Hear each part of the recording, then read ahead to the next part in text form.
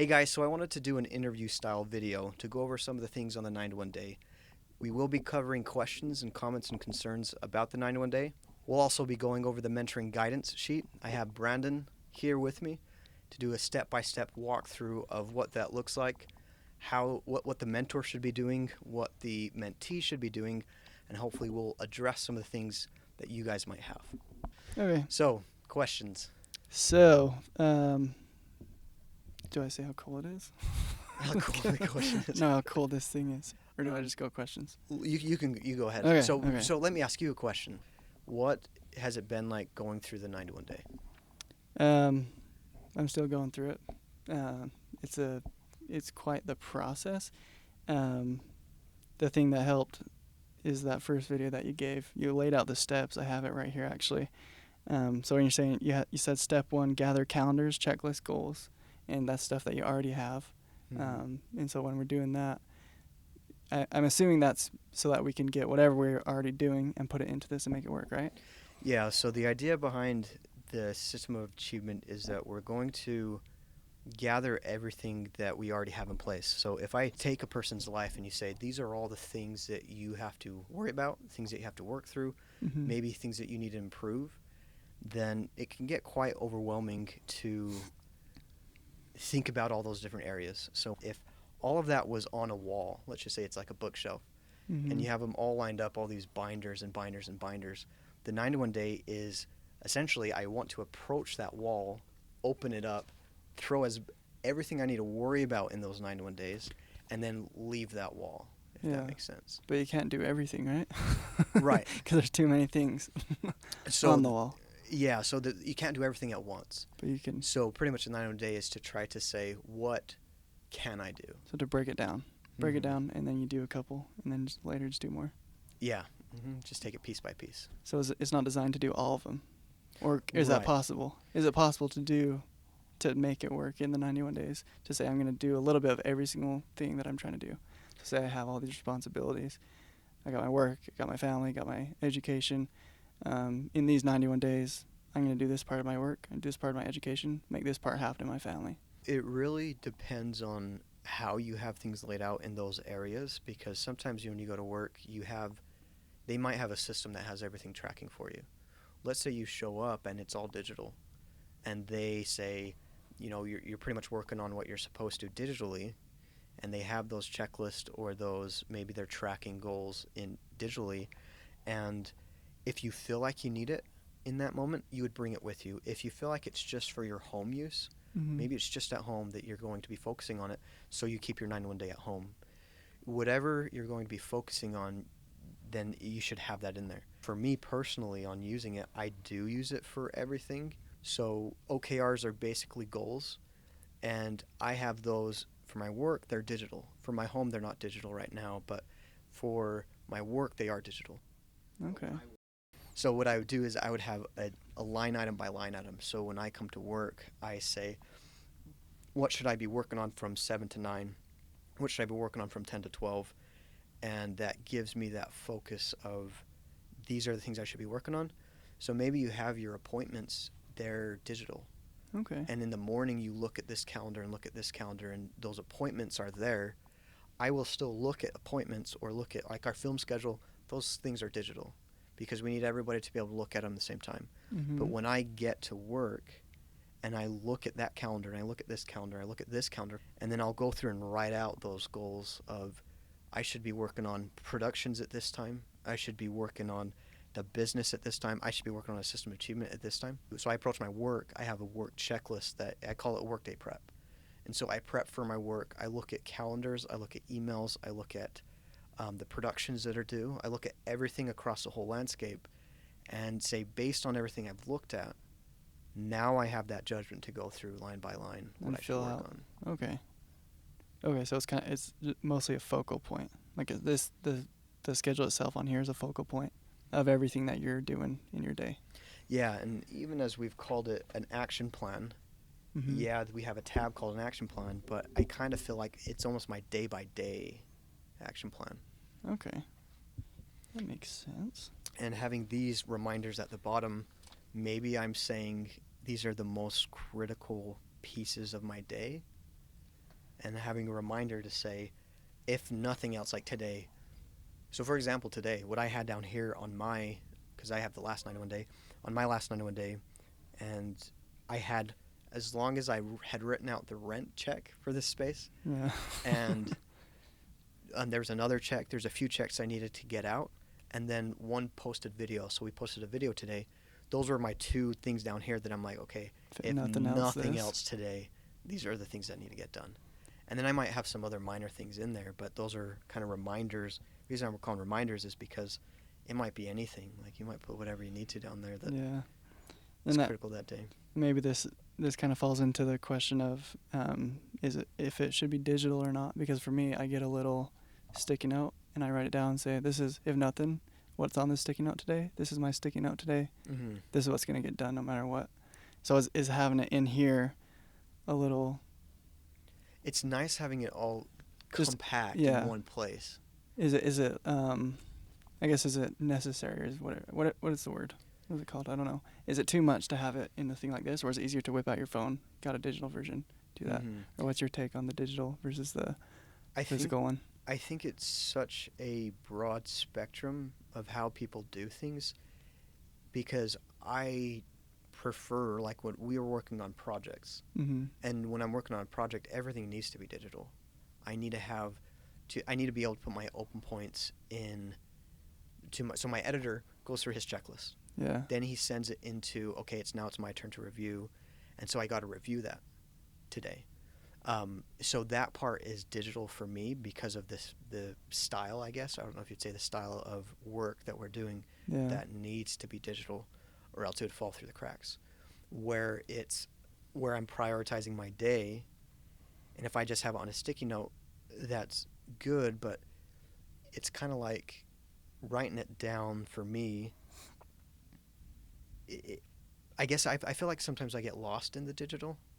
Sometimes I have so many things in different spaces. For me, I personally like the paper physical thing, but I know there are people that like the digital stuff, and so just to gauge what's easier. And what would you say benefits? On easier,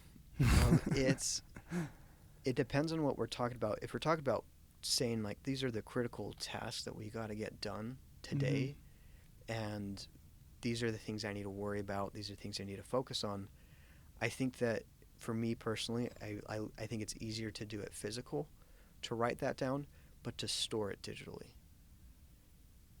So you write it down but store it digitally. So if I have a huge list of things that I got to get done, so let's just say I put a list of all the things I want to do in life, I would have a huge catalog of those items.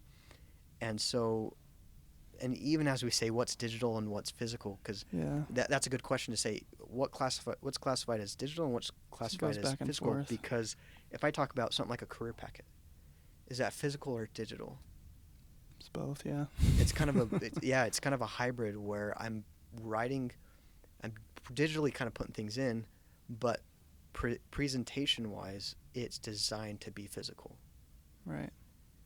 Yeah. And so when I'm thinking about a catalog, and I guess this might be like I don't know if you'd say a preview of what's to come, but what we have, I'm trying to make sure I'm careful on how much I say. But when I talk about a preview of what's to come, then OKRs, for example. OKRs are essentially goals. Yeah. I have a way to be able to track OKRs. You'd track them digitally, but then you'd print them out and have them physical. So if I have a huge list, so we can let's keep it simple. Let's say you have a list of all the books you want to read. Mm-hmm. How do you track it? Just write it down. Maybe you write it down. Maybe you print it on an Excel spreadsheet and then print that off and then put it in a place where you can review it. Or maybe somebody has that on their phone. But what the 91 Days intention is that I have those lists of books I want to read, or the things that I want to do, or the whatever it is, and then I go to the actual boots on the ground. I can kind of collect it from that list at my house and then take this with me wherever I'm going. Okay. I see. So it's the make it happen thing, action plan. Yeah. I see. So it's basically my big sticky note. So in order for it to be that, though, then you have to become familiar with it. Like you have to, because like for me, I mean, as someone who made it, then yeah, like this is great. Like I already know where to put all my stuff because I just like you designed it. But for me, I'm sitting there going through every tab to become familiar with it, and there's a lot of great stuff. But I'm like, so where is this gonna go? Where is this gonna go? And once I find the spot, I'm like, okay, and where should I put it on here? You know? Yeah. And one thing that I would say for people is to not get hung up where it goes. When I first introduced it to my wife, then we started off with a mind dump. And what I started to notice for me, I was in those week views of day by day. Like, okay, I'm going to put in this reminder, this is where I'm going to put this. I have an appointment today, so I'm going to write that down. I'm going to block this time out to do my morning routine. Or as I would get to work, then I would write down, this is what I'm going to be accomplishing that day. If anything else, this is what I'm going to focus on.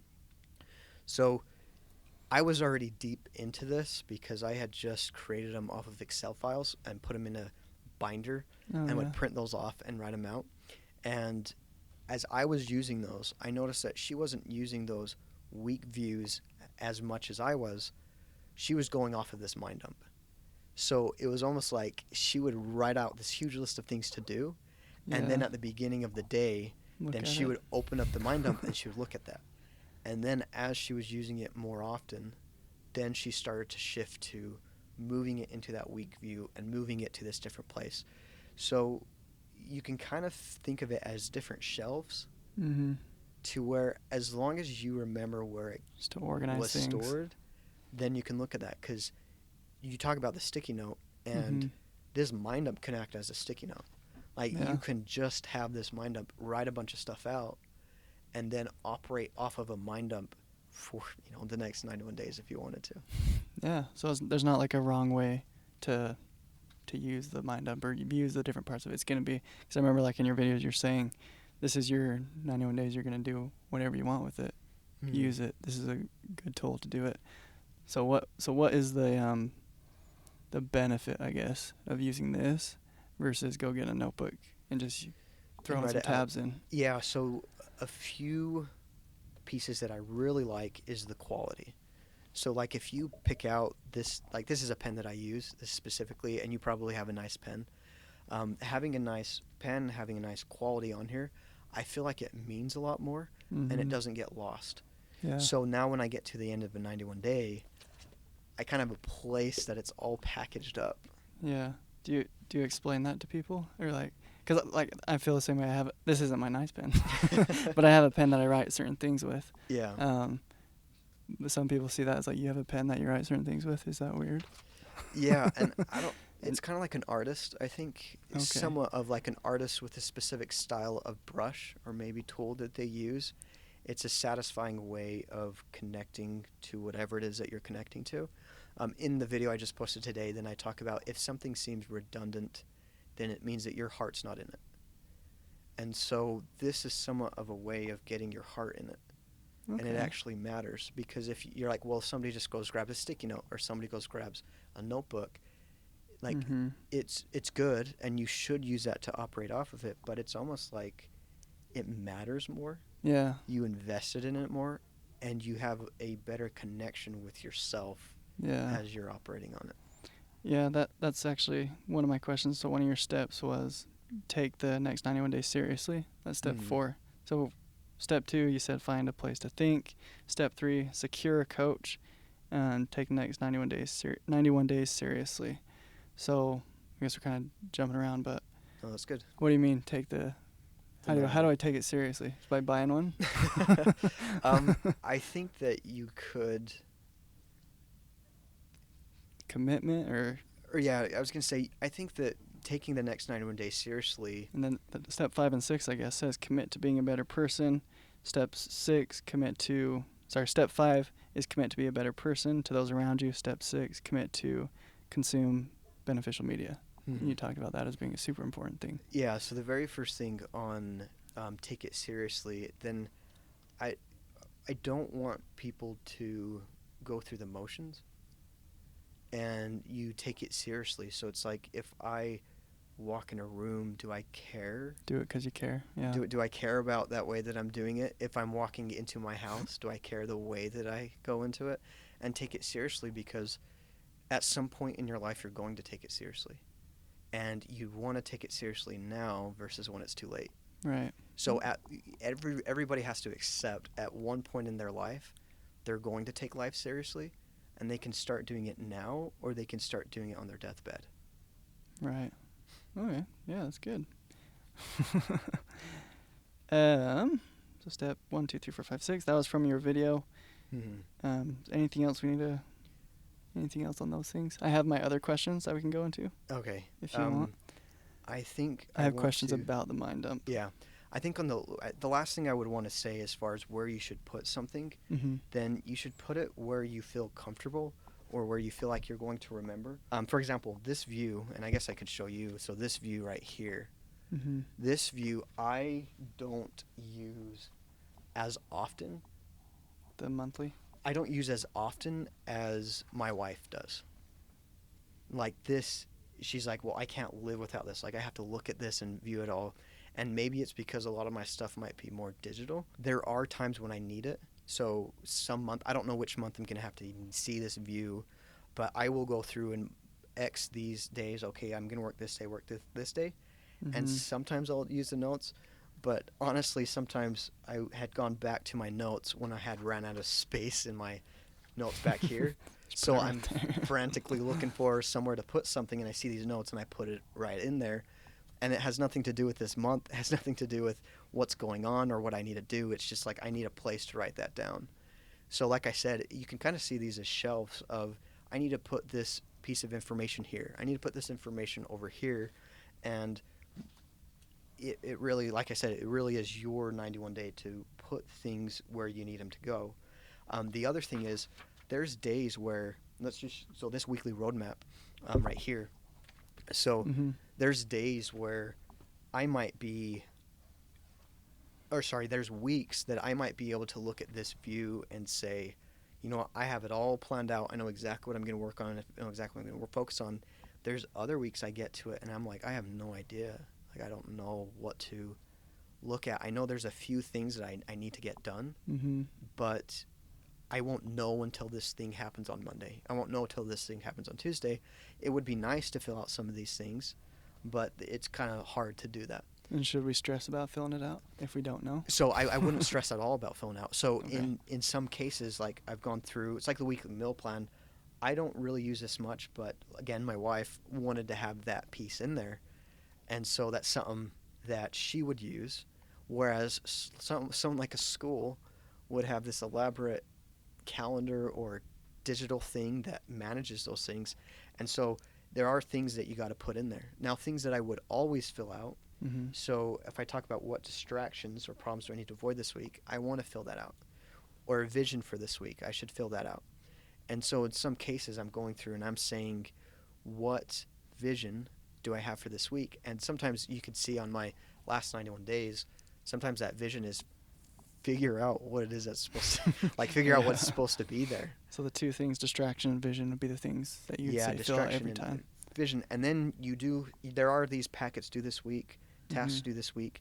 Those ones are critical as well. So if you're going to highlight those, I would probably do the packets due this week and tasks due this week. And then assignments given by the one above. So you can kind of see that these ones are related to each other right next to it. Yeah. That you would do. I did find myself over the last 91 days, I started to use like what relationships are in need of extra help this week more often. I did see that one. But sometimes that kind of fluctuates. I liked that one. That fluctuates sometimes where you look and you say, oh, man, these relationships are like they need extra help. Like these ones need some extra help, extra focus. And so if you sit down on Sunday and say, this is what I should plan for, this is what I look forward to, these are things I need to carry throughout these weeks, then I can kind of swap back and forth between this and say, okay, you know, this relationship needs extra help. When would I help it? When would I go through that? Okay. That's why you have it laid out like that, huh? Yeah. The week and then the vision. Okay. So, and in talking about like where to put things, there are some weeks where you will see on my last 91 days, I had it so laid out. It was like, I know exactly what I'm working at this time. And I had it in pencil. And then I had a pen and I went and checked off, okay, I did that, I did that, I did that. And then there's other weeks where it's so chaotic Yeah. that I am operating off of these reminders. Like I can kind of say, maybe I understand this is going to happen. Maybe, make sure this is down. Maybe this is going on. Maybe this is needing to get done. But other times I find myself like Wednesday comes around and I'm just operating off of a little checklist of there's this item, then there's this item. So if you're doing really good, you operate off of the timing. A little bit good, you do the reminders. If you're struggling, you do the mind up. Yeah, kidding. exactly. Like you find yourself in different modes. Whatever's gonna work, huh? Yeah, in different modes where it's like you really can do that. And then other days, so for example, it's like I had some stuff laid out and then my boy had to go to the hospital.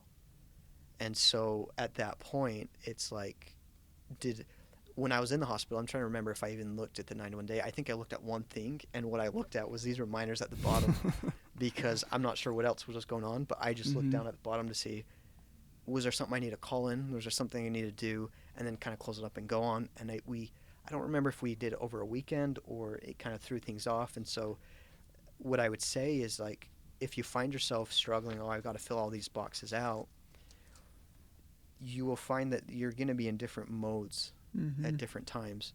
And so it's an action plan because I go to the overall action plan and I'm saying these are the things that I need to get done and these are the things I need to focus on for the 91 days. And then when I actually get to boots on the ground and things are happening, then I have this to even reset myself. So again, for example, we had the last 91 days start in April. Like I had written out, this is what I'm going to do, this is what I'm going to focus on, this is what I'm going to work on. And then 2 weeks into April, we start setting up this studio. Completely shifted gears of what that 91 day should be.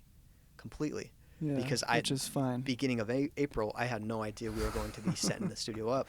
Next thing we know, we need to get a studio set up in a month. Yeah. And now now that these are here, I still have whatever was going on in my 91 day at the start, like my action plan, but now I got to shift gears, and this helps me shift those gears. So you'd use this to shift gears on what you're trying to do in the middle of it. Yeah, so sometimes you find yourself like you've got to shift those gears, and now that those gears were shifted, I'm actually finding myself pulling out my last 91 days and now regrouping to say, catch up on whatever it was. Here's the things I was missing. Okay. So normally if that happens, you have to shift gears. Sometimes you go 6, 8, 10 months, and you're so far away from what was happening. You're like, it's kind of like an after, oh yeah, I was going to do that. Oh my word. Like you kind of forget about it. Whereas now we hit this 91 day road and we're shifting to the next 91 days. And now I can return to those things I was going to be working on and pick it up like nothing. Yeah. Like I'm not thrown off. I'm not stuck in the mud for the next few months. So would you recommend going a week at a time? Like you plan your week, Sunday or whatever day you decide, plan your week and then do it, see what happens, and then plan your next week. And then you have your month view, like you're saying. So plan events or things, or how would you recommend it? Or is it just based on the person? It really is based on the person. Based on the person. Like I said, when I look at that month view at the beginning, I don't use it much, but my wife, like running a daycare, swears by it to say, I have to have this view. And even though I personally, I kind of chuckle, like I don't use it that much. But there are times, I don't know which month I'm going to need this view. Yeah. And there are times that I will get in and use that. So going back to stressing that it's like a toolbox that you're bringing to life, and you're kind of pulling it out. Okay, I need to use this. I need to use this. I need to use this. Now, if you're going all out and you're like, I'm going to fill every inch and everything across the board, like you'd be super effective in what's going on. If things shift and you're in survival mode, you're still going to be able to just use it. Maybe you use it on that day by day, and you're in more of a survival mode, and you're like, I started this week, because sometimes you have people who say, I'm going to change. I'm going to do this. I'm going to do this. Yeah. And they're really excited to start, and Monday comes around, it's going well. Tuesday, it's going good.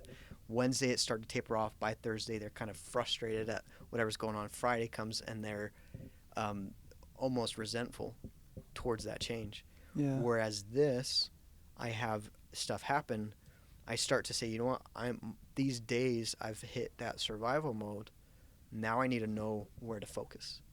Okay. And so somebody's survival mode might be the mind dump. Somebody's survival mode might be You might have the month view. You might make a tab called survival mode. Just say you're in survival mode, but the survival mode, it'd be hard to tab it because I don't know what it is for everybody. Yeah, survival mode might be like you're saying, like that week by week. Maybe that's somebody's survival mode. Like they have no interest in the action plan because they're like, I don't know what to fill out. I don't know what to focus on. But hey, Right. I know like this week these packets are due. These packets I need to work on, and all these things become that Swiss Army knife of, okay, I need to use this. Need to use this. So one thing that I really wanted to have happen as we were designing this was I want to be able to go off script. I want to be able to, okay, my family needs this extra help today.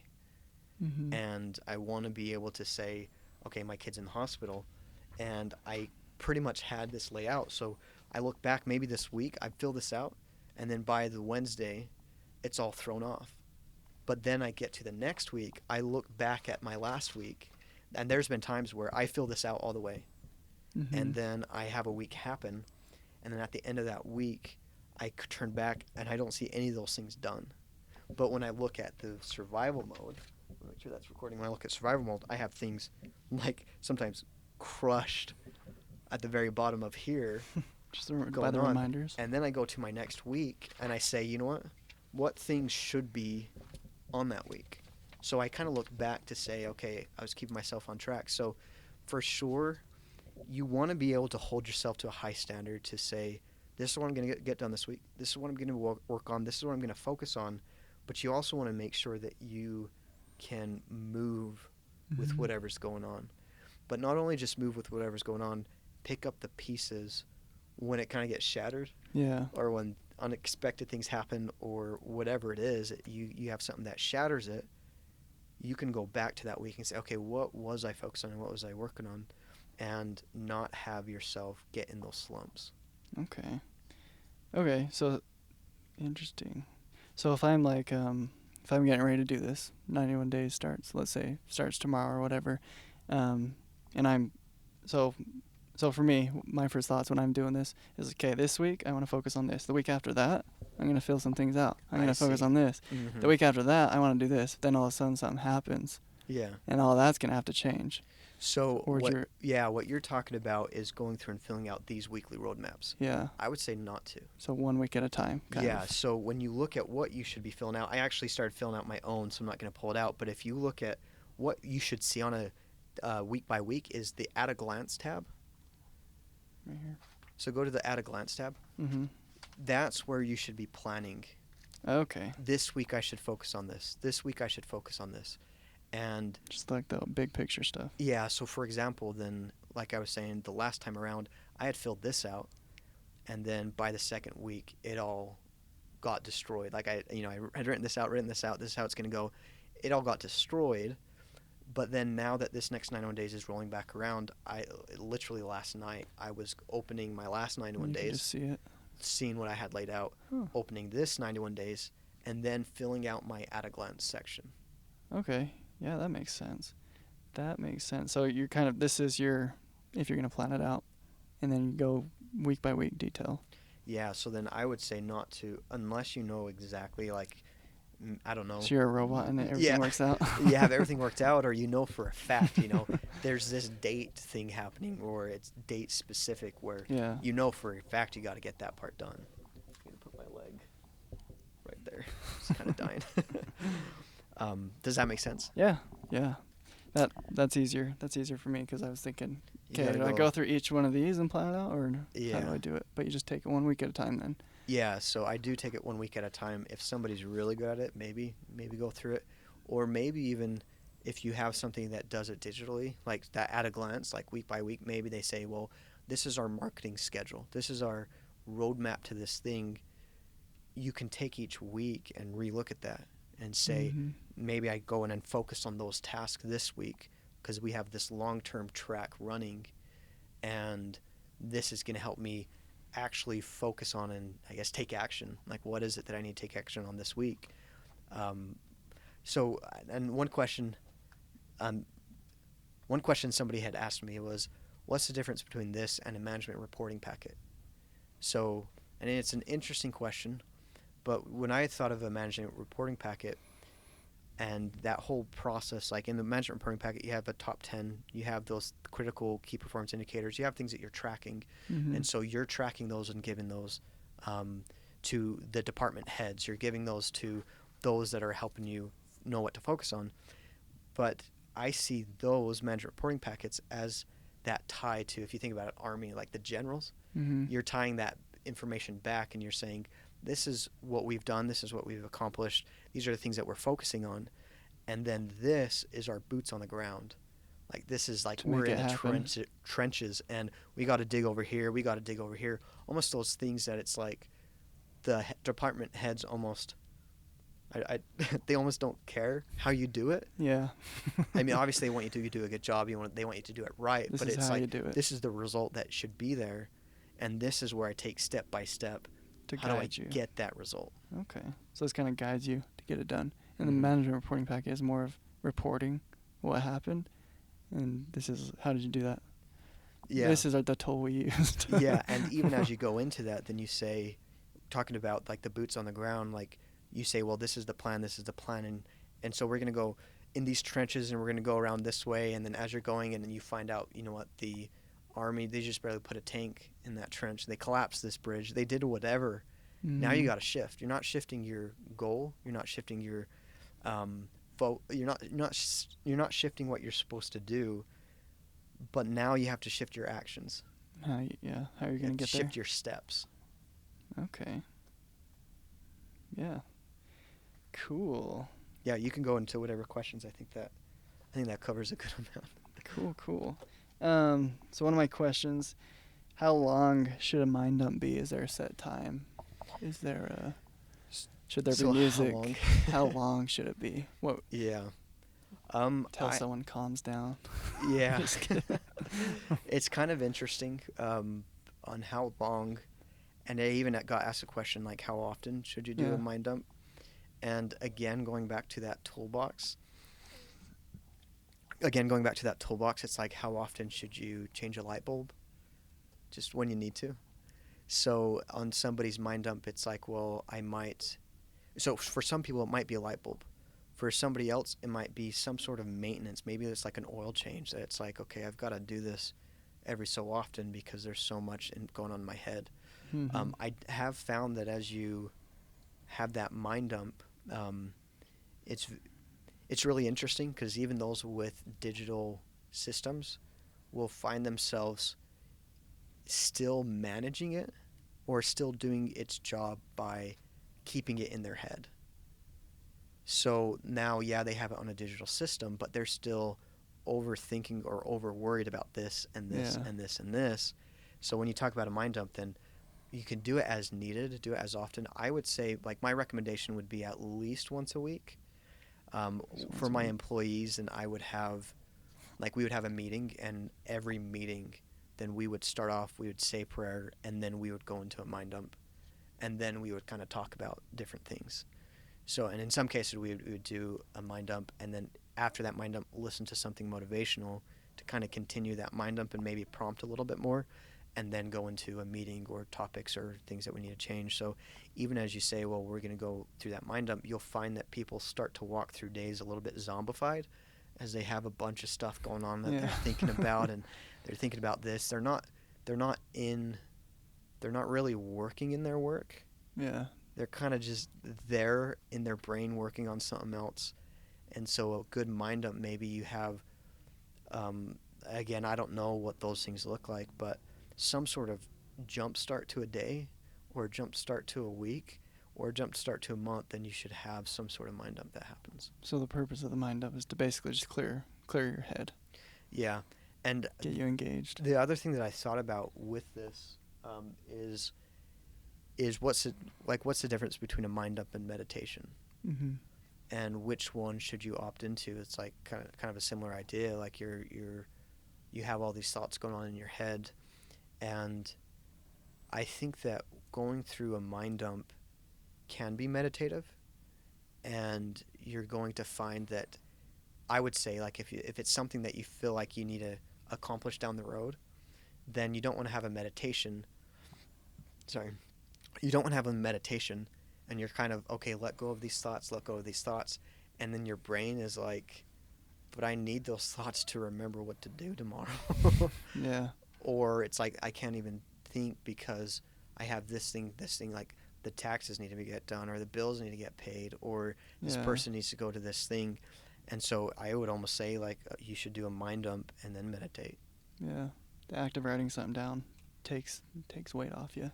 Yeah, and then you can kind of discern sometimes what's more important than what's just a fleeting thought you can kind of, move on with. If you can't put it into words, it's not real. Yeah. Or at Just that kidding. point you say, okay, the meditation is going to be good enough Yeah. to work with this. Right. Okay. Cool. So that's all my stuff on Mind Dump. Okay. So with the coaching stuff, what is the difference between accountability partner, the mentor, and a coach? So The difference between all that. Yeah, so I'm actually going to turn to my accountability page for my accountability contract. Yeah, and then the contract and everything. My And what's the purpose of the contract? Yeah, so this is a good one because I kind of brushed over this, and I don't even know how much I included or if I included it at all. Maybe I don't remember in the editing of what I did, but this is a good question. So let's start off with an accountability partner and then go into accountability contract. So you'll find that there's so much to maintain in life that you can't do it alone. And you saying you can't do it alone, and saying that you can't do it alone, there's still a lot of weight to it. So, for example, if, again, my wife's in daycare and she's asking, how do I do this in daycare? How do I do this in daycare?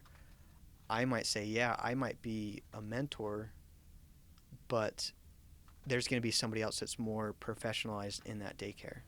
So as you talk about an accountability contract, that's accountability. You're not going to be as worried about if it's a professional. So if I say I want to be held accountable to wake up in the morning at 4 a.m. I mean, I don't want to go extreme because people think you'll have to. Let's say I want to wake up at 6 in the morning each morning, and I'm having a hard time getting out of bed, and it's very difficult for me to get up and get what I need done. Accountability is essentially, I know what I need done. I know what I need to work on. I know what I need to accomplish. I'm just having a hard time getting myself to do so. So in the 9 to 1 day, I can almost pick out somebody that's not going to be as professionally attached or like emotionally attached, somebody that can say, I just want to hold myself accountable, whether if I make it to work or not at this time. Almost anybody I pick can understand that concept. Like I can text and say, okay, I'm all right, Brandon, I got to get to work at 6 and you are going to be my accountability partner. I'm going to text you when I get to work. And so now we're accountability partner. Whereas when we talk about a mentor, then a mentor is going to be a little bit more of somebody that has a holistic view of all areas of my life, that they can kind of say, they have a little bit more leeway, that they can say specifically, there's this area that you need help with, there's this area you need help with, there's this area you need help with. Whereas accountability partner is just, you can have almost anybody just say, hey, I really want to hold myself to this. Can you text me and make sure that I'm doing, can you check in on me each week to specifically see on this specific action? Now, the accountability contract is a contract that is an extreme contract to say, I'm really not able to get myself to do this, and this is kind of more of a brute force thing. So I'm going to describe what this accountability is supposed to be, and if I fail, this is the punishment. So, for example, my employee Seth, then when he first signed one of these, he was really confident that he was going to be able to work from this time to this time, be able to not play any video games, and kind of signed a list of things that he was going to accomplish.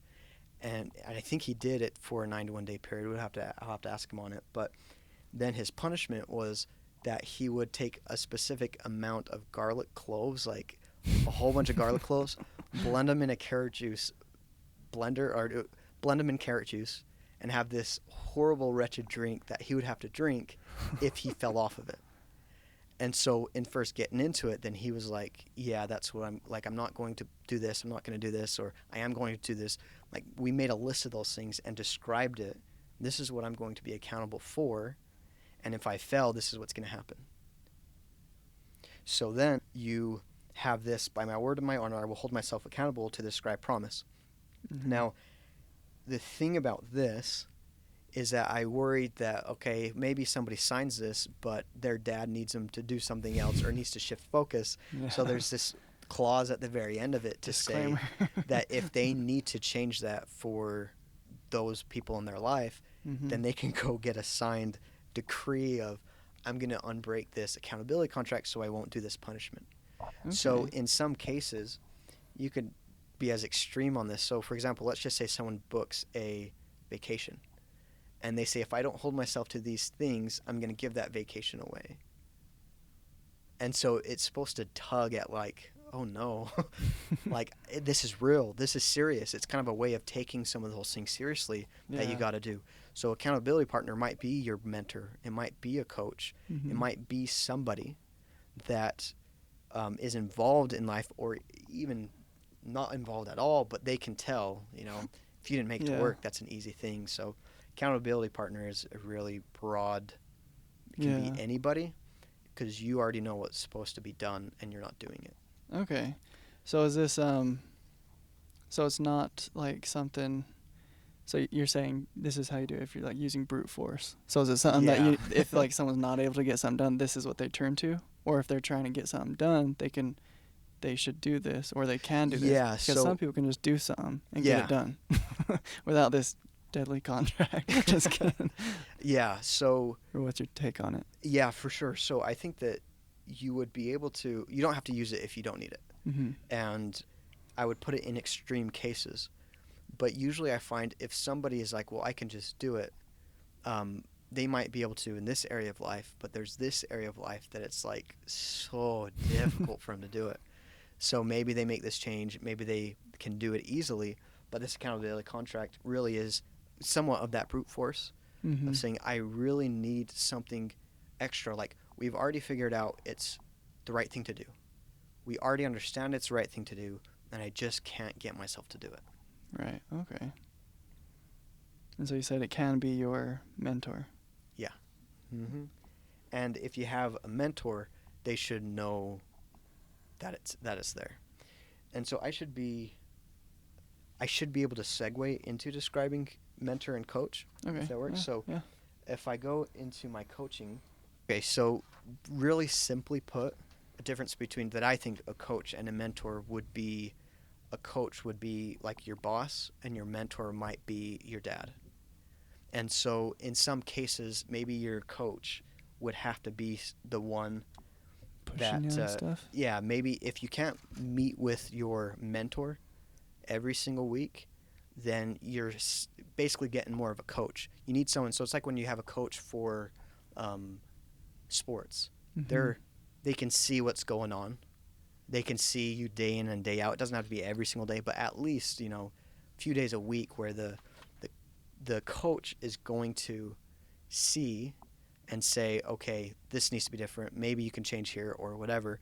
Whereas a mentor, you might be meeting with them once a month, you know, every 2 months, and it might be a more distant one. So you can have somebody coach you as long as they're in proximity, you know, in that day-to-day, at least once a week. You can do some sort of drop-in, hey, we're going to go through and coach this, and then you'd have a mentor that is your holistic over everything in life, that you're like, okay, they know this and this and this, whereas maybe you have a coach that doesn't really coach you on your personal home life, but they're coaching you on your work life, you know? Yeah. And so you might in some people's situations, that might be where it's at. You know, you pretty much say, my coach is my on the field Mm-hmm. type person, and my mentor is somebody overall. And if somebody's coaching me, that's not my mentor, they should be essentially in line with that mentor, or that mentor should know, or you should Yeah. have that mentor involved in that process. So am I allowed to be my own coach? No. No. Okay. No. Why is that? Because I it's know. kind of I like understand. it's like on the field. Yeah. So if you have someone playing basketball, if you have somebody playing football, they have to be off the field watching from a distance, because they're going to notice something that you don't when you're boots on the ground, moment to Okay. moment. So you'd be giving this to them, or they'd be looking at this with you, or because his last week assignments. Yeah, When's the so, last week? and I did the video today, just barely cover this, but I'll just Oh, go over okay. it. But you pretty much, you fill everything out except for this very bottom square. Next And week. then you actually hand this to the coach, and they talk over these different things, and Mm-hmm. then the coach gives you this week's assignment. Just so they fill out these 3 boxes. Or down no, here? so Or you just fill the last everything. one? The very last box Oh, is okay. where. This week assignment. Yeah. Is this for the next week or for? Oh, this week. Okay. Yeah, so this shows next week. I know there's I know this problem, you know, these are a little bit, we're going to be adjusting that, but the point is, it's like you do some sort of weekly review, you make sure that you're learning, and your next week assignment. So when I've done this with my employees, there's sometimes I'm doing the next week assignment, and sometimes I'm actually working on some of these, because I want to know what they think a major goal or project is, because then I can say, we got to shift that, or we need to focus on this, or you're missing this piece. Okay. So you're kind of, as a coach, you see them get a view of what they think should be, and then you can go through and look at it all and say, okay, this next week assignment. So even if you talk about survival mode, this next week assignment can be that survival mode, if that makes sense. Like, Right. you know what, if anything, this week, this is your assignment, and this is what you should focus on. So then if they're using the 91 day, then going back to that weekly view, then they can add in there assignments given by the one above. And so even saying the one above, you might have somebody from work, you might have a boss that you're over, you might have a lot of different positions that are giving you assignments that you can put right there. Okay. So that might be someone's survival mode right there. That That box. that might be it. Okay. Or they're taking a little bit more of that, you know, holistic approach. They can breathe a little bit more and think a little bit more about what's going on. And in some cases, for me, having it sectioned off in that 91-day stretch, I feel like it's a perfect time that if things get thrown off, they start to kind of settle. So, for example, the second week of April, then we're going to create a studio.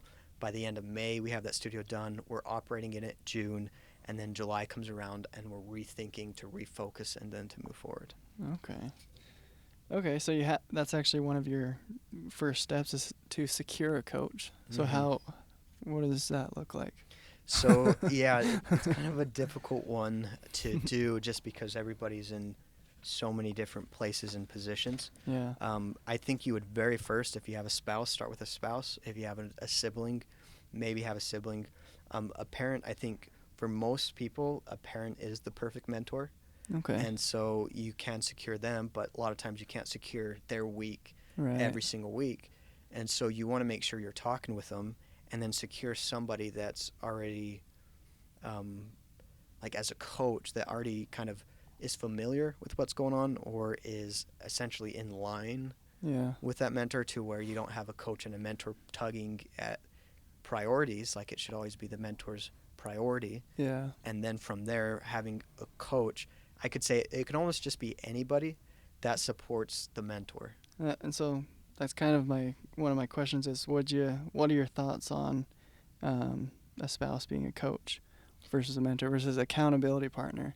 Mm-hmm. It's like if I was going to do it, if I have my wife and she's my accountability partner, what are your thoughts on that?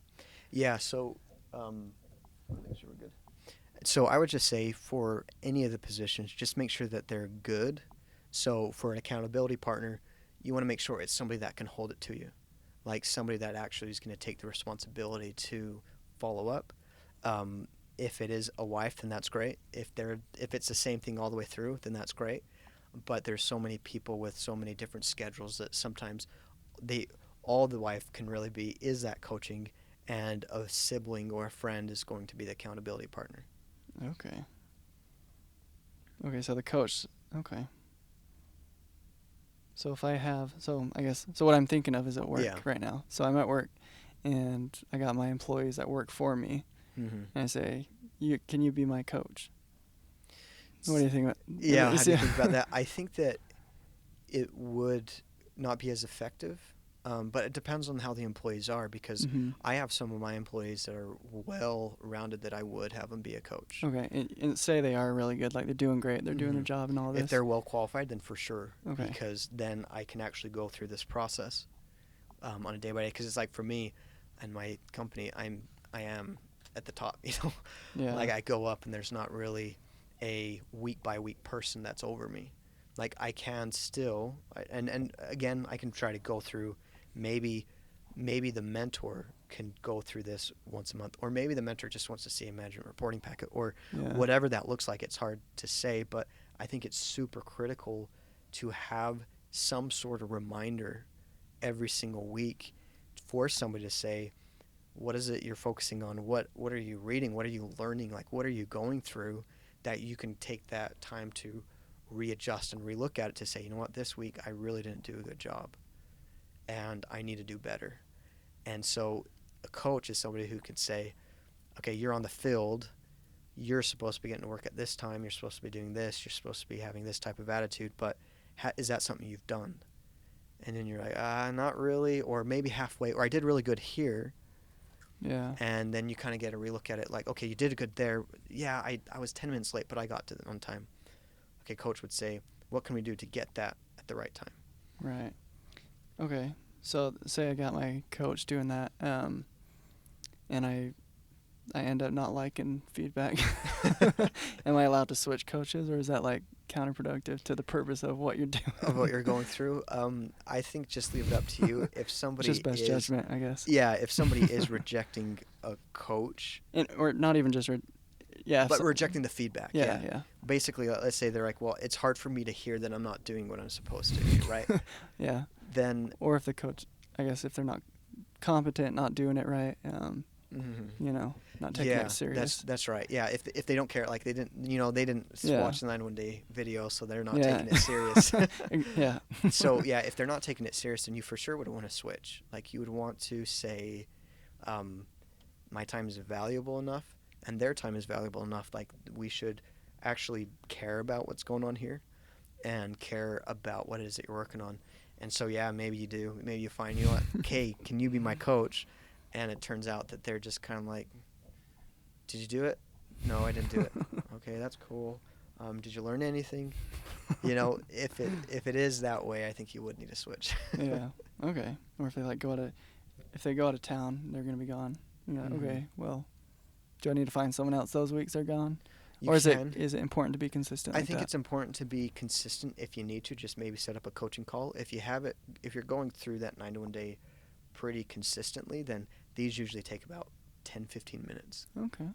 Like very first, when you first go through the mentoring guidance, what we plan on going through, Yeah. then you might take, or like I say in the video, like you want to take about an hour to have someone who fills this out.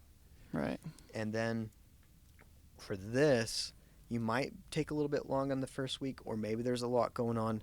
But I found when you get in a good rhythm, it's like 15 minutes. And sometimes that 15 minutes is all you need to make sure you're on track that week. Okay. Yeah. Cool. I think let's see. My coaching staff. During coach. So the accountability partner is basically someone checking up on you, something specific.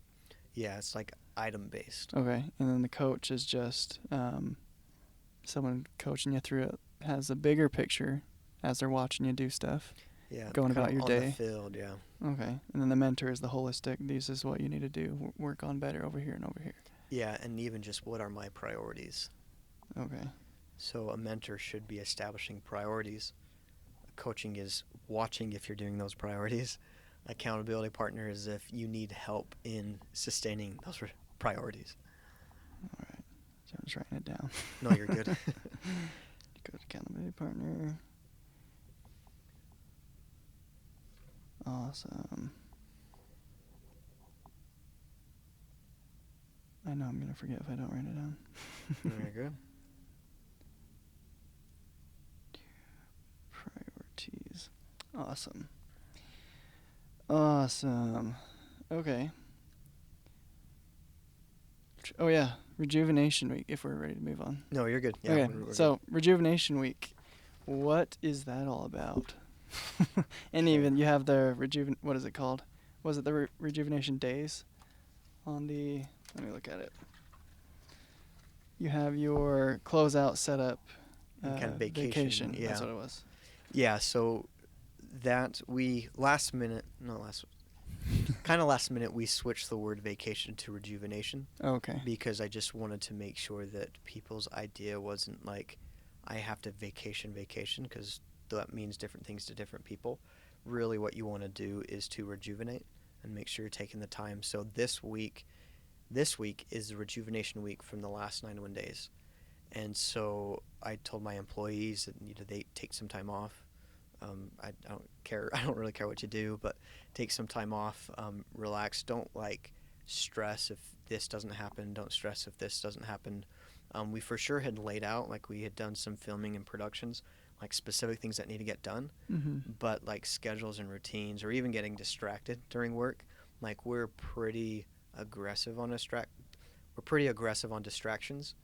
To where, I don't know if I should even say this on video, but where I would say that if somebody's going to spend time on YouTube, just browsing YouTube, then I believe they should be half pay. And I mean, honestly, I would say they shouldn't be paid at all, but it's they're really not contributing to what's going on. They're not contributing to what should be there.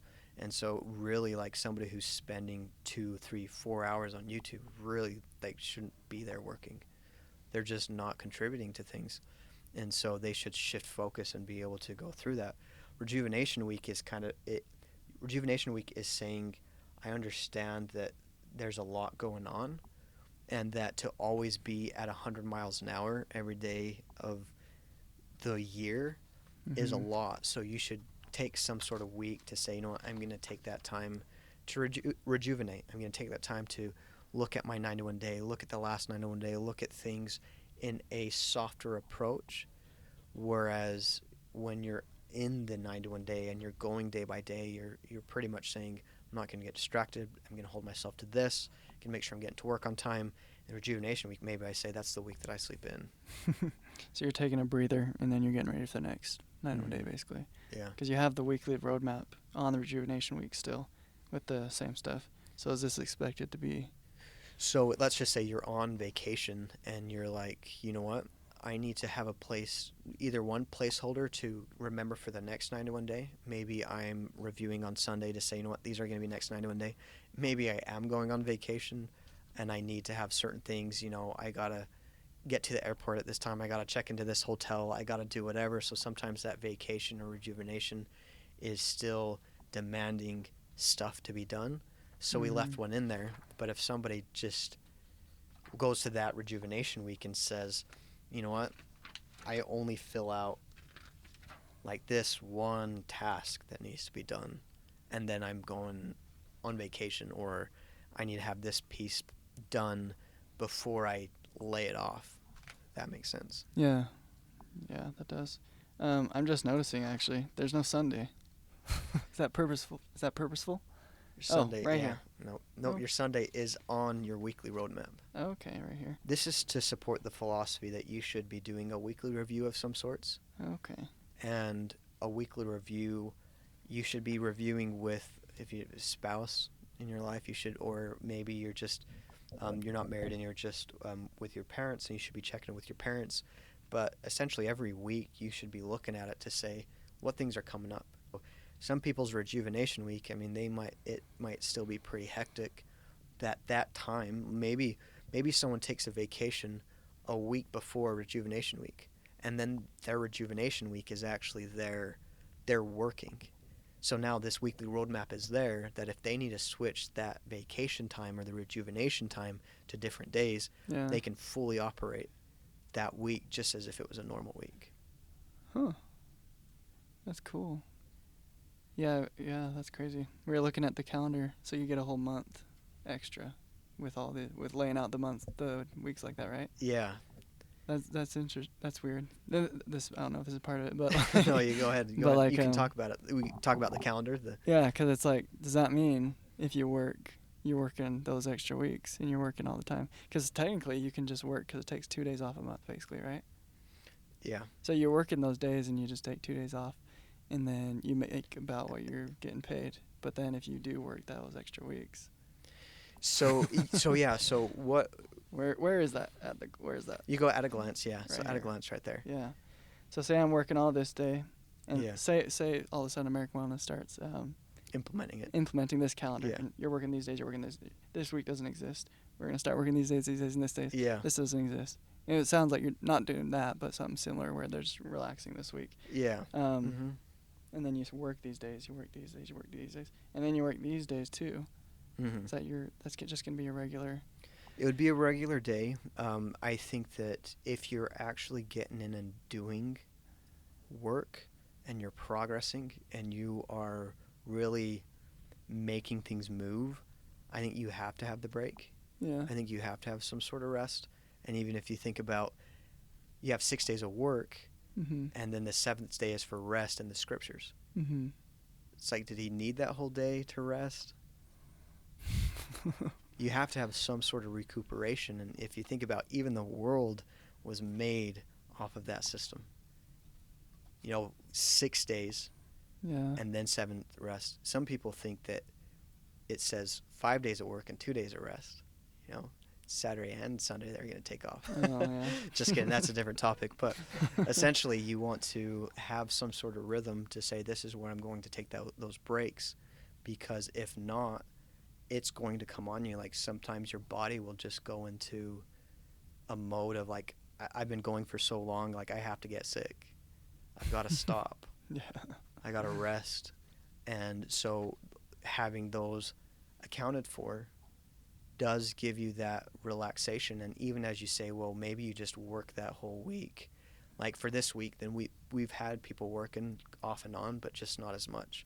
Mm-hmm. And if they were to work like all the way through that, then there's not really a time to say like, okay, I'm working, but what point do you stop building the railroad and say, okay, where's this supposed to go? Are we still on the right track?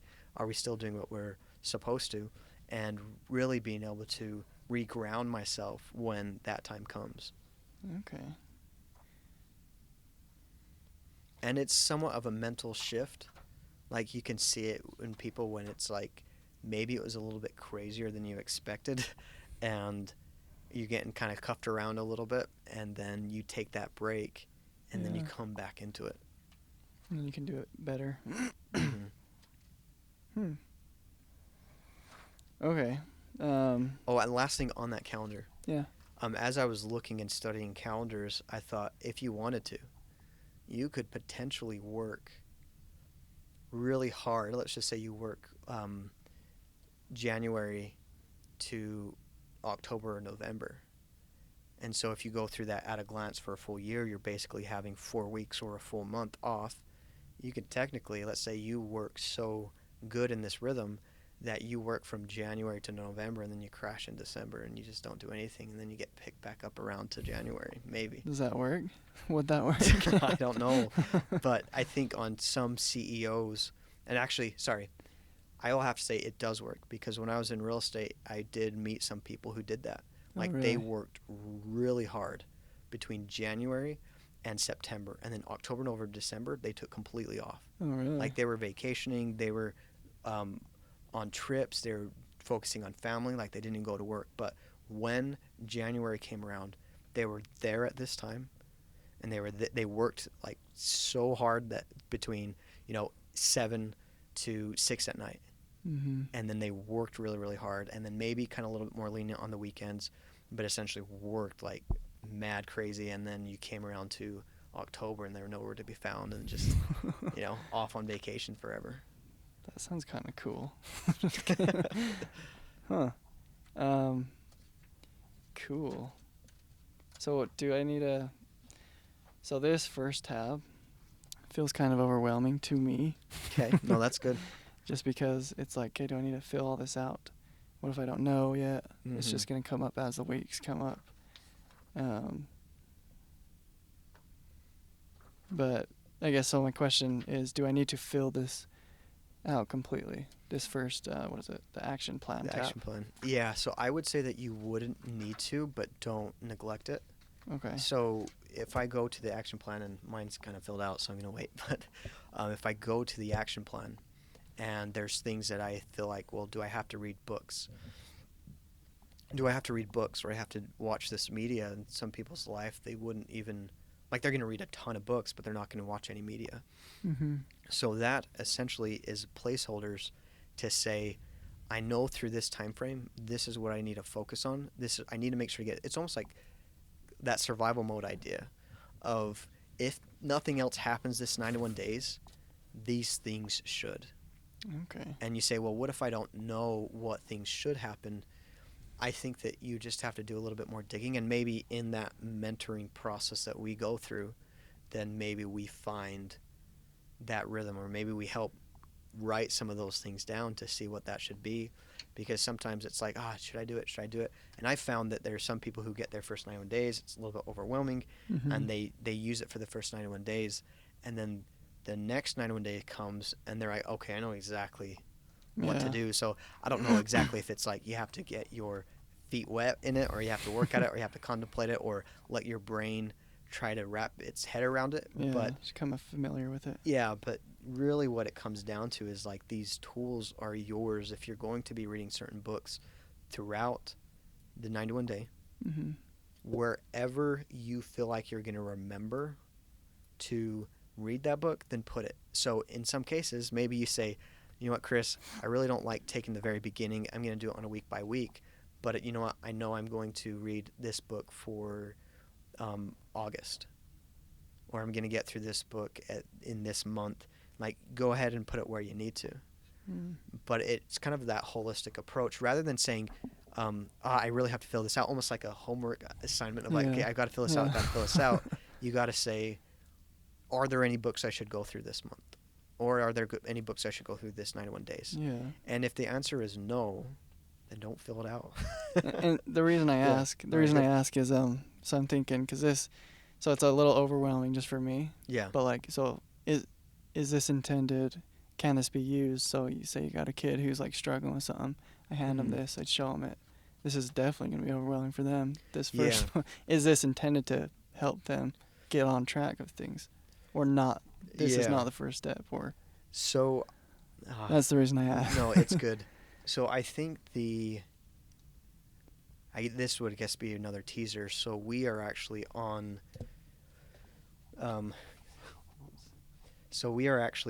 Our the next book that's coming out.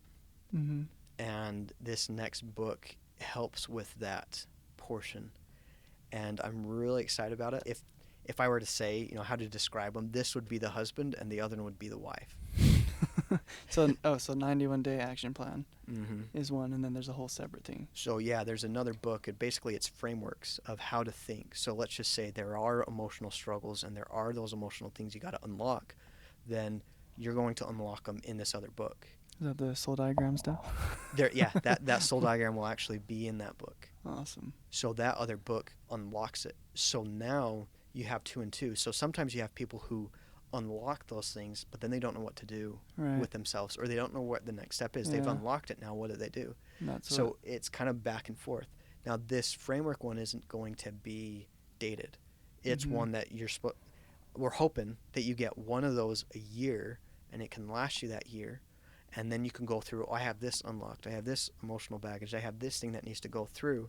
So you can kind of have that support throughout the year, while you have a 91 day to say, okay, this is what I should work on. So now as you go through and you say, let's just say someone's having this hang up, and they the solution is that they need to go through different books or let's say they have a hang up or they have a struggle, Mm-hmm. and you find what the solution is.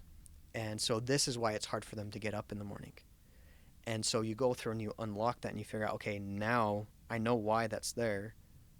Now let's take those steps to go to that next step, move to the next space. Okay. And so maybe one thing that might be overwhelming in this is that maybe you have some of those things that you've got to unlock to even prioritize or to know, because if you're feeling that overwhelmed, sometimes it's like, what should you do for the next 91 days? And it's like, I don't know. I guess that's part of what the mind dump is, to help clear up, right? Yeah. Put it all out and get the thoughts on paper. Yeah, so that's why we very first introduced that mind dump. So in some cases you say, well, there's somebody struggling or a kid struggling, the mind dump would be a good place to start. Okay, write what's on your mind.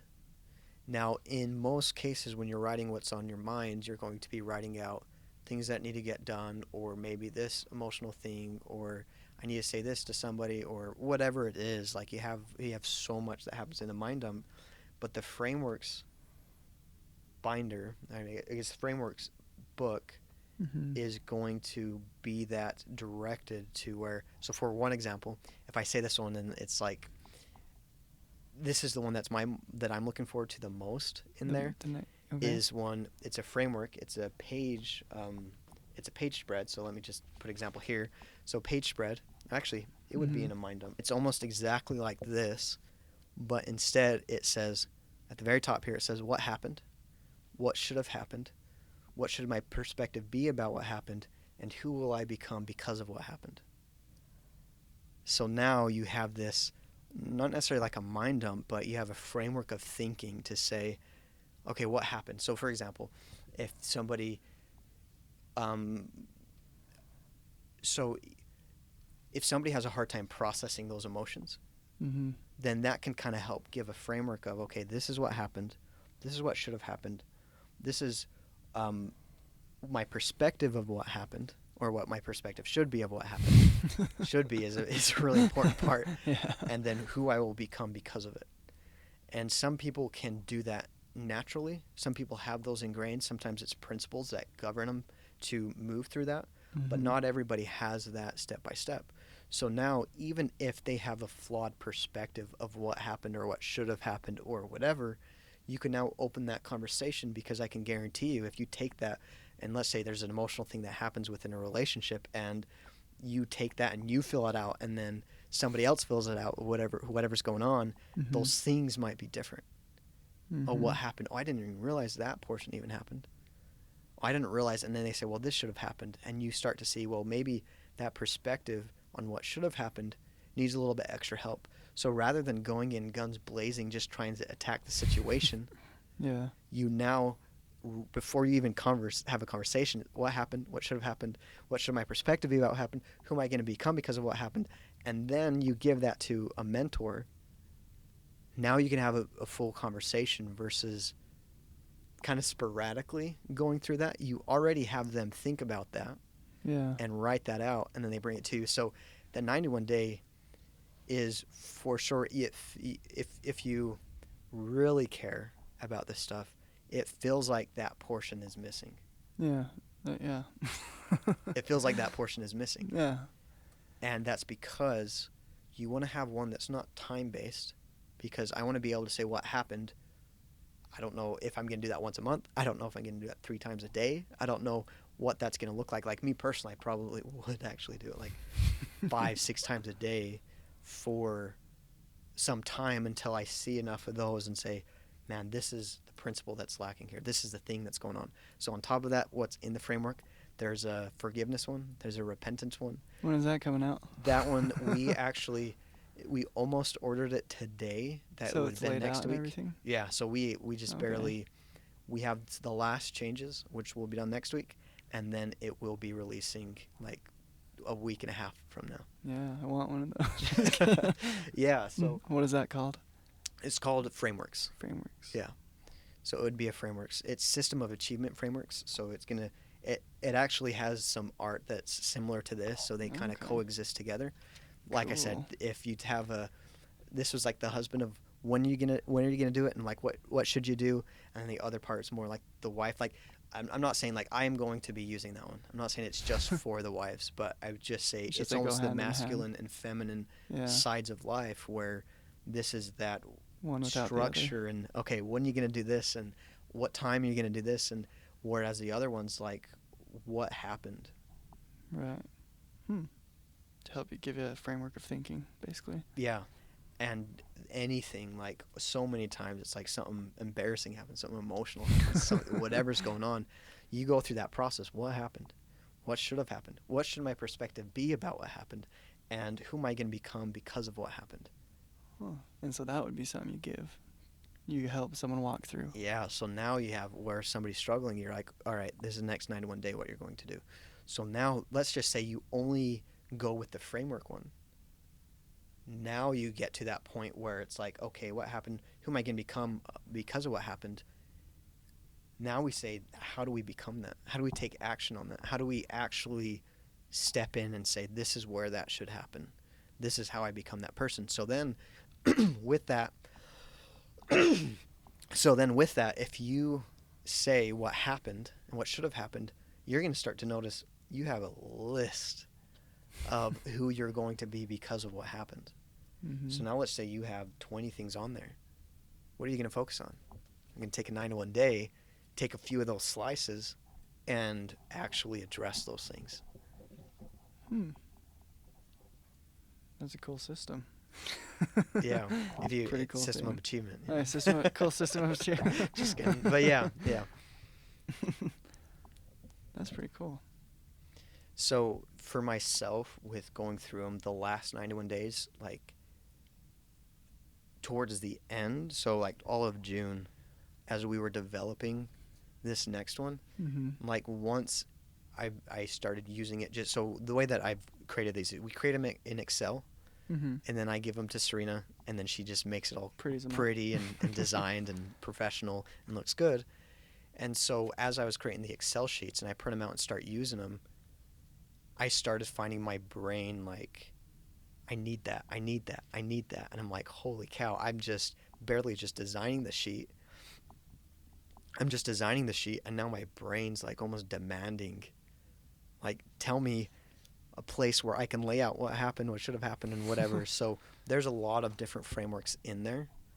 There's a huge amount of information and frameworks of forgiveness, frameworks of repentance, frameworks of prioritizing things, and even like the OKRs, and we say OKRs and VGMs. It will be more clear as far as that framework. She has a little bit more of those things in there, but essentially it is a way of kind of pulling back and forth to say, okay, I need a change in this way, and then I come over here and say, when am I going to do that? Because if you just say this is what you need to change, I'll get to it, I promise. I'm working on it. 2 years later, I'm still working on it. Yeah. You know, so then you say, okay, that's what needs to change, and should that be something I change this 91 days, or you look at everything and you realize, you know what, I really shouldn't focus on that in the next 91 days. There's these other things that need to get in there. But now when I get back to it, I can pick it up the next 91 days, or I can pick up next year, or whatever I need to pick it up, I can pick it up. But it's just the goal and the demand, I guess, that this is demanding from you. And the reason why it stresses you out is because it's demanding to you to say, what are you going to do? Yeah. What are you going to do? And then your brain starts saying, I don't know.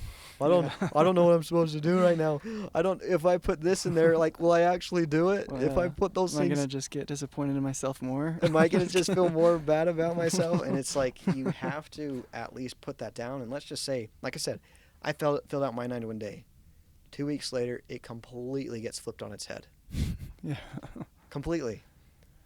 And so then I go through, I'm in more of a survival mode. There's so much happening. I mean, we're getting these printed out. And I mean, if I go to my last 91 days, it says, you know, system of achievement. We kind of talk about the different things we're going to be doing with it. And so to get those launched on top of creating a studio, on top of, a bunch of other things, that was a stressful time. Like, it wasn't so, this is what I'm going to accomplish. Oh my word, I'm accomplishing it. It's like guns are blazing. There's tanks rolling in the door. There's this happening and this happening, and finances and all these like crazy amount of things hitting. at once. And so some days it's like, man, it's so hectic that I'm going down into those reminders and I'm just operating out of those reminders. Next day comes around, I can control it a little bit more. I can work through it a little bit more. So that is more of an extreme example that my 91 day came in, got nuked. I was able to still operate, still work through it, whatever.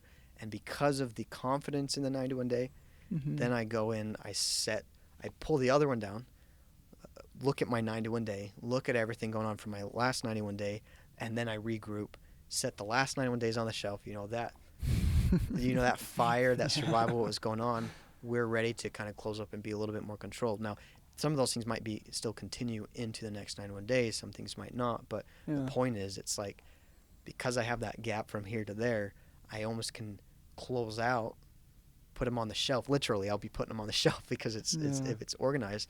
So I put the last 91 days on the shelf, ready to move forward the next 91 days. So it's not going to stop the tanks coming in, the fires blazing or anything. It's just a gauge, a focal point, something to fall back, something to still move through, to make sure that as you're going as those things are firing, like you still have some relationships that need to be taken care of. Like, even if I need to come to the studio and work on this and get this done because there's this deadline and whatever else is going on, because those things, guns are blazing everywhere. There's still some relationships that if I don't take time for, if I don't notice, then at the end, after those guns are blazing, after those things have gone off, I finally can come back around. That relationship is dead. Yeah. So now we go through and say, you know what? I can go through and actually kind of get that idea. Now, in some people, they're like, well, what relationships do I need to actually help this week? I mean, that list might be huge. And so in some cases, they get to that week, you know what? That's a huge list. Maybe I know this one, maybe I know this one.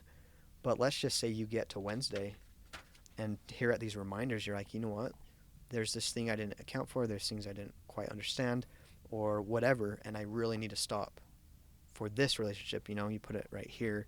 I mean, you can put it at the front of this week, but you almost kind of think of it as like you're moving through and you're kind of looking and you're kind of accomplishing things. But if you need to put it here, then put it here. But if it's something that you need to have right here, like down here, then put it here. Or something right here, put it here. Like, put it wherever you need to. Events, put it up at the events. Yeah. And then across this entire thing, you have somewhat of a ticker. Because it shows, this is the 16th day. This is the 20th day. I go over to September, and now I'm on the 66th day. Right. So it just kind of keeps you something in the back of your head. That seriousness, take it serious. Have I done those things? Now, again, the other day, then my wife, when we were going through, looking at the last 9 days, going to this last 91 days, she was like, looks back and she's like, I feel bad of all the things I didn't get done the last 91 days.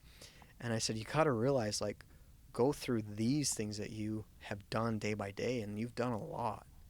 You've done a lot. So even going to say, can you be your own coach? You can't be your own coach because you might make that judgment, man, I've done really bad. And I'm like, no, I've been on this field the whole time watching you. Like, you did this, you did this, you did this, you did this. You've accomplished all these things.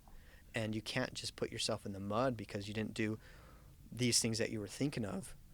But the thing is, like, the 91 day is designed that if I can plan it from the beginning to end, if my life allows that, then for sure I can do beginning to end. Or if I've got to go moment by moment, or maybe this month I go moment by moment, the next month I don't really need to go moment by moment, if that makes sense. Yeah. Huh.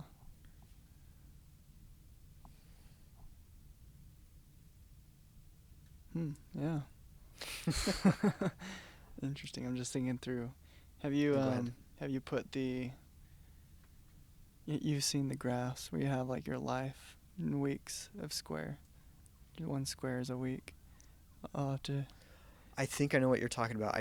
On your paper, I even just did it myself on Excel. 1 square is a week. You just shade out the squares that are over, the weeks that are over in your life, and you see the reality of life. Of how much is counting. How much 1 week really counts towards your life. That's kind of what this reminds me of, the ticking. The counter, yeah. And I imagine you'd even put this is a 91 day on that graph. That's what this whole section of your life is. Yeah, that would be really That's what cool. it reminded me of. Yeah, and I think that some Just people, yeah, or go ahead. just to bring the seriousness to life with people. Because when I first made that, I saw it, I was like, whoa, my life's like a quarter over. Just kidding. If I live to Yeah. be 100. Yeah, and it's like, hopefully you make it to halftime. Yeah, and it's like because you see it right there. This is what's spent. You just see the visual right Yeah. there. So that would be interesting. Yeah. I was going to say, I think that there's people that are overly stressed about seeing some of those things and those clicks and those Yeah. counters, and that's the reality of it. And I think that maybe those, you might start them in the other book first Yeah. and have them go through some of those processes, because if you go through enough times, what happened, what should have happened, what should my perspective be about what happened, and who am I going to become because of what happened, you'll start to hit enough of, this is who I need to be, this is who I need to be, and I'm not. This is who I need to be, and I'm not. This is who I need, and I'm not. So you hit Yeah. those enough times, and you say, you know what, I've said I was going to do this thing, and I've gone this time frame. I've gone 2 years, and I haven't gotten it done. Is it time to say, you know what, I really am not going to accomplish that side project, or is it time to say, you know what, I need to get in and actually do something about those? Mm-hmm.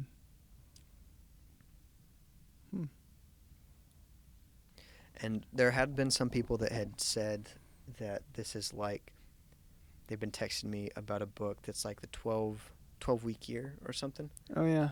And yeah. oh, go ahead. I don't remember what it's called.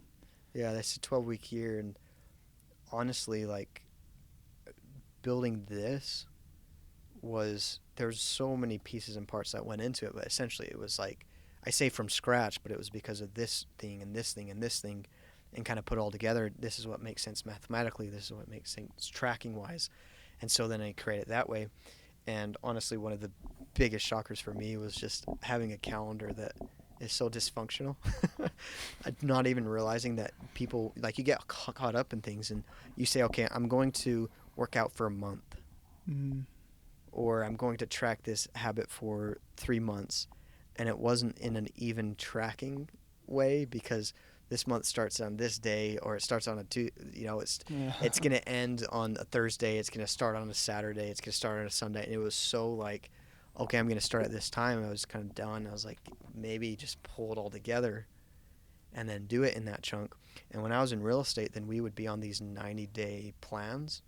Basically, the guy would say, okay, these are all the things you should do, and just give me 90 days and do exactly what I say, and this is going to be your result.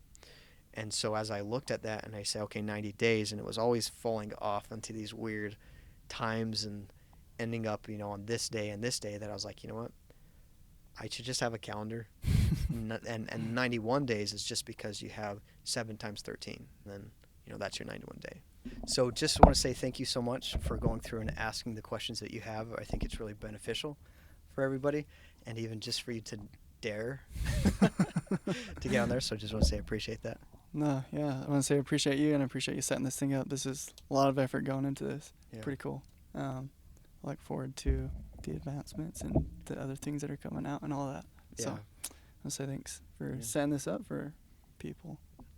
Thank you.